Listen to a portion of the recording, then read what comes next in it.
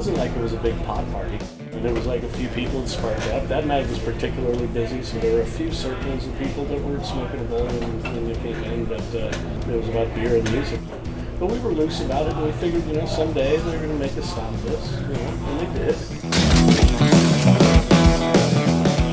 They did it a little more harshly than we saw it. The experience was way different. When we started doing these Thursday parties, it was like the first time we had given public access to Lagunitas to just come have some fun. And boy, did they. This was the main scene up here, but as this filled up, and people would spill out outside if the weather was nice. We had a courtyard where the beer garden is now.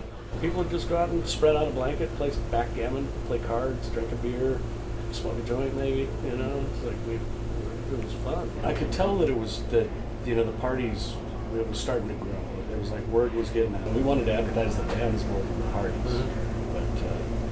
But the ABC actually said that's how they found out about us.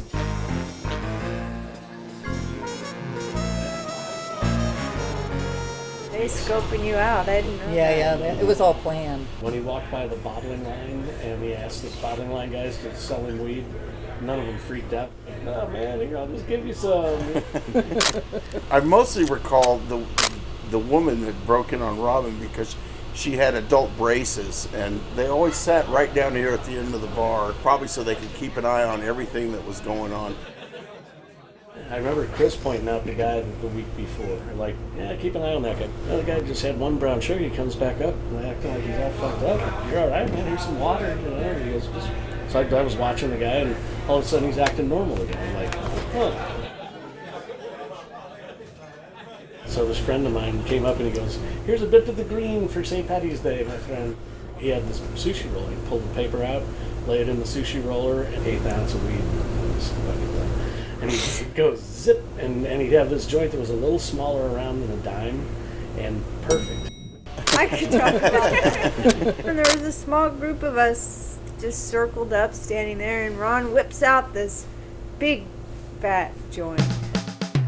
It was like, hey, all right, let's light this thing up. And next thing you know, and I was like, what? And the other arm went, and I was like, who are you? And he goes, I'm with the police. I go, what police? He goes, the state. I said, the state of what?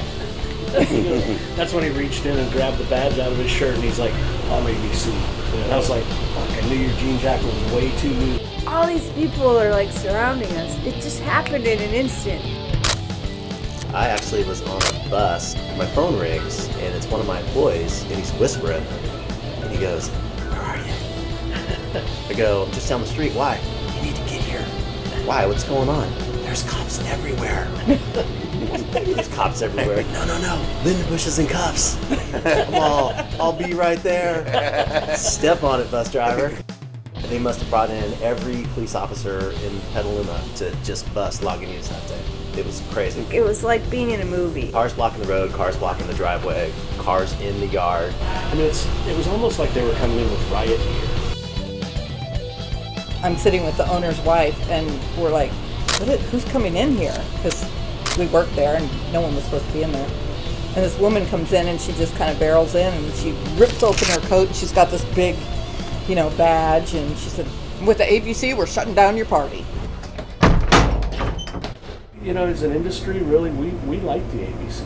We were one of the minor violators, I think, of that rule. It's called disorderly house, where you're out of control of your alcohol-serving environment, and they come shut you down, and they revoke your license. Hey. So when they came back with the license a year later, Tony's in the office, and he comes out, and the guy's like, "Okay, you got your license back," and he goes, "Give me that." And he goes, "Your mother must be very proud of you." And the guy's like, "What do you mean?" He goes, "When you were a kid, is this what you always dreamed you'd do? You'd grow up and you'd threaten people's businesses and take away their livelihood and mess with people for things that are non-violent, and I'm just thinking your mom must be really proud." And he's like, "I don't get it." He goes, "When you were a kid, what did you want to do?" He goes, "Well, really, I just wanted to be an astronaut." Tony goes, "You came up a little short on that one, didn't you?"